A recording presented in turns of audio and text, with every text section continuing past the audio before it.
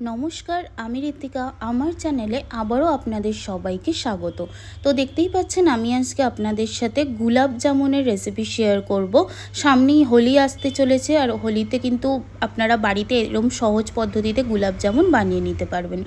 তো গুলাব জামুনটা বানানোর জন্য দেখুন ফার্স্টে আমি শিরাটা রেডি করে নেবো। তার জন্য আমি 1 বাটি চিনি দিলাম, আর ওই বাটিরই 1.5 বাটি জল ব্যবহার করলাম। জলের পরিমাণটা কিন্তু বেশি রাখতে হবে, কারণ চিনিটার পরিমাণের থেকে জলের পরিমাণটা বেশি রাখবেন, কারণ যে শিরাটা তৈরি হবে সেটা কিন্তু একটু পাতলা করতে হবে, তাহলেই গুলাব জামুনের ভেতরে রসটা ঢুকবে, না হলে বেশি গাঢ় করলে কিন্তু হবে না। এবার দেখুন আমি একটু নাড়াচাড়া করে নিচ্ছি, নিয়ে ভালো করে ফুটিয়ে নেব। দেখুন আমি কিন্তু অনেকক্ষণ ফুটিয়ে নিয়েছি, শিরার কালারটা কিন্তু অনেকটা চেঞ্জ হয়ে এসছে। আর আমি আপনাদের দেখিয়ে দেবো যে কি করে বুঝবেন চিনির শিরাটা রেডি হয়ে গেছে। তো দেখুন আরও কিছুক্ষণ কিন্তু একটু ফুটিয়ে নিতে হবে, তাই আমি কিছুক্ষণ একটু ফুটিয়ে নিচ্ছি। 5 থেকে 10 মিনিট মতন ফোটালে কিন্তু হয়ে যাবে। তো আমি ভালো করে চিনির শিরাটা ফুটিয়ে নিচ্ছি। আমি কিন্তু চিনির শিরাটা আরও 10 মিনিট মতন ফুটিয়ে নিলাম। এবার দেখুন একটা হাতা নিয়ে নিয়েছি, ওর পেছনটা দেখুন এরকম তেল তেল ভাব হয়ে যাবে চিনির শিরাটায় ডোবানোর পরে, তখনই কিন্তু বুঝতে পারবেন যে শিরাটা একদম রেডি। আর এই শিরাটাই কিন্তু কোনো রকম মানে হাতে নিলে যে তার তার মতন হয় ওরকম করলে কিন্তু চিনির শিরাটা হবে না। তাই এরকম তেল তেল মতন হয়ে আসলেই কিন্তু চিনির শিরাটা ভাববেন রেডি হয়ে গেছে। এরপর আমি এর মধ্যে লেবুর রস দিয়ে দিচ্ছি, 1 চামচ মতন লেবুর রস ব্যবহার করছি। লেবুর রসটা দিয়ে দিলাম। এরপর একটু নাড়াচাড়া করে নিয়ে এর মধ্যে আমি 1 চামচ মতন গোলাপ জল দিয়ে দেবো। গোলাপ জলটা আপনারা নাও দিতে পারেন, এখানে আপনারা রঙটা ভালো হওয়ার জন্য কেশরও ব্যবহার করতে পারেন। আমি কেশর দিলাম না, গোলাপ জলই ব্যবহার করছি। গোলাপ জলটা দিলে টেস্টটাও খুব সুন্দর হবে। আমার চিনির শিরাটা কিন্তু রেডি হয়ে গেছে। এরপরে চলুন গুলাব জামুনের ডোটা রেডি করে নিই। আর এই গুলাব জামুনটা বানানোর জন্য আমি কিন্তু কোনো রকম ছানা বা খোয়া ক্ষীর ব্যবহার করব না, আমি এটা সুজি দিয়ে বানিয়ে আপনাদের সাথে শেয়ার করব। তো তাই জন্য দেখুন আমি এখানে বড় বাটির 1 বাটি মতন দুধ নিয়ে নিয়েছি, আর এটা কিন্তু ফুল ফ্যাট মিল্ক নিয়েছি আমি। আপনারাও চেষ্টা করবেন ফুল ফ্যাট মিল্ক নেওয়ার। তো এবার একটুখানি নাড়াচাড়া করে নেবো, ভালো করে একটু ফুটিয়ে নিতে হবে যাতে নিচে না লেগে যায়, তাই কিন্তু কন্টিনিউ নাড়াচাড়া করতে হবে।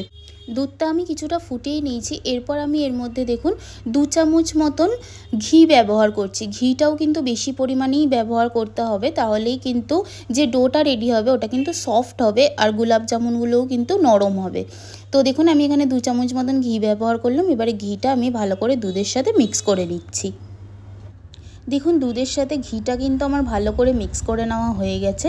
এরপরে আমি সুজিটা অল্প অল্প করে এর মধ্যে দিয়ে দিচ্ছি। আর সুজিটা কিন্তু আমি একদম ভালো করে গুঁড়ো করে নিয়েছিলাম, যাতে সুজির যে দানা দানা ভাবটা ওটা না থাকে।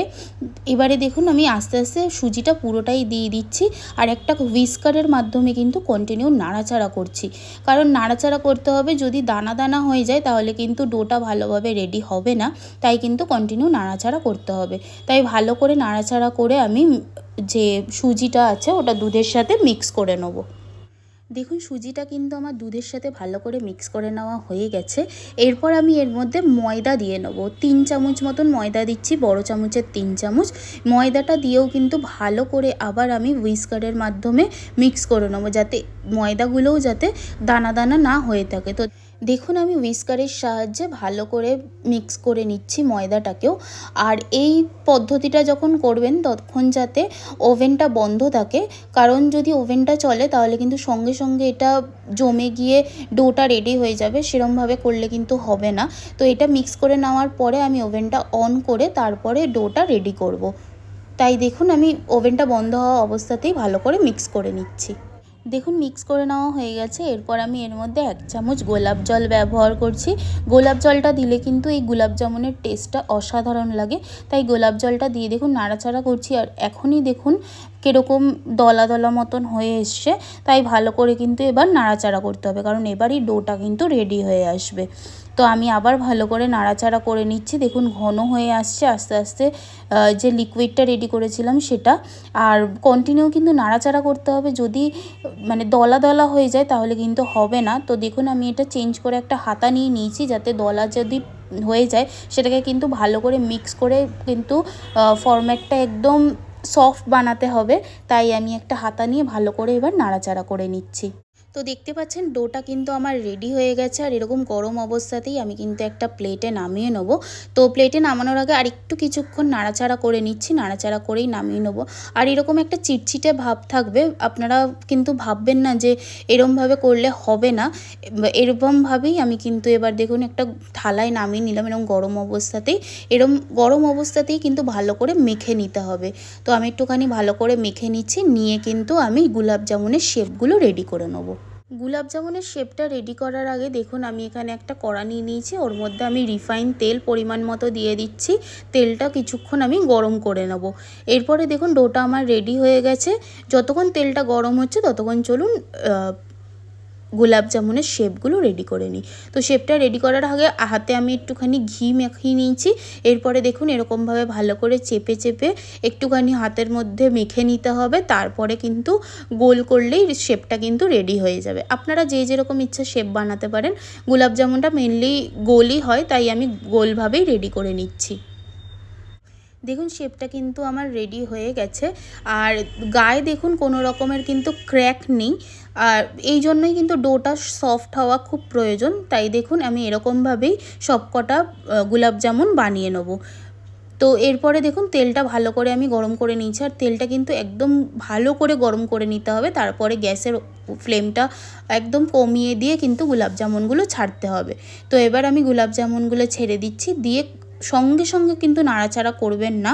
কিছুক্ষণ একটু দেখবেন মানে নিচটা একটু ব্রাউন হয়ে এসছে, তারপরেই নাড়াচাড়া করবেন। কিন্তু এখন যদি নাড়াচাড়া করেন তাহলে কিন্তু গোলাপ জামুনগুলো ভেঙে যেতে পারে, তাই এরকমভাবে কিছুক্ষণ একটু রেখে দিতে হবে। আর যখন দেখবেন ব্রাউন হয়ে এসে তখন নাড়াচাড়া করতে পারবেন। তো এরমভাবে আমি কিছুক্ষণ রেখে দিচ্ছি। দেখুন 2 মিনিট মতন হয়ে গেছে। এবার দেখুন নিচটা একটু ব্রাউন হয়ে এসছে। এবার আমি একটা খুন্তির সাহায্যে আস্তে আস্তে করে উল্টে দিচ্ছি। উল্টে আবার ভালো করে লাল করে ভেজে নেবো। এরকম একটা দিক যেরকম ভাজা হয়েছে এরকমভাবেই কিন্তু পুরো দিকগুলো ভেজে নিতে হবে। দেখুন আমি গোলাপ জামুনগুলো কিন্তু ভেজে নিয়েছি। এরপরে আমি চিনির শিরাটার মধ্যে গোলাপ জামুনগুলো আস্তে আস্তে দিয়ে দেবো। আর চিনির শিরাটা যাতে বেশি গরমও না থাকে বেশি ঠান্ডাও না থাকে।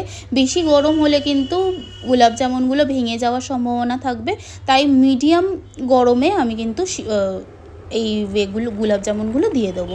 এবার আমি আবার গোলাপ জামুনের এগুলো দিয়ে দিচ্ছি, আবার আমি কিন্তু গোলাপ জামুনগুলো ভেজে নেবো। এরকমভাবেই কিন্তু আমি সবকটা গোলাপ জামুন রেডি করে নিয়েছি, আর শিরার মধ্যে দিয়েও দিয়েছি। দেখুন এরকমভাবে 2 ঘন্টা মতন ভিজিয়ে রাখলেই কিন্তু গোলাপ জামুনগুলো সার্ভ করার জন্য একদম রেডি হয়ে যাবে। আপনাদের যদি এই রেসিপিটা ভালো লেগে থাকে তাহলে প্লিজ আমার চ্যানেলটা সাবস্ক্রাইব করে দেবেন, একটা লাইক করে দেবেন, আর কমেন্ট করে জানাবেন রেসিপিটা আপনাদের কেমন লেগেছে। সবাই সুস্থ থাকবেন, ভালো থাকবেন। Thank you.